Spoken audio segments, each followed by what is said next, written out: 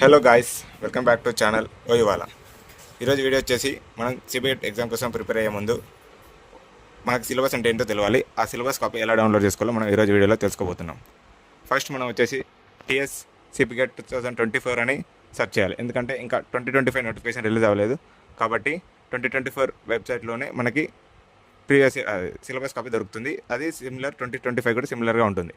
కాబట్టి ఫస్ట్ మనం టీఎస్ సిపిగెట్ 2024 అని సెర్చ్ చేస్తే మనకి కొన్ని అడ్వాన్స్డ్ ఆప్షన్ అని ఒక ఆప్షన్ వస్తుంది. డైరెక్ట్ ప్రొసీడ్ అవ్వదు, ఎందుకంటే అది 2024 లింక్ కాబట్టి.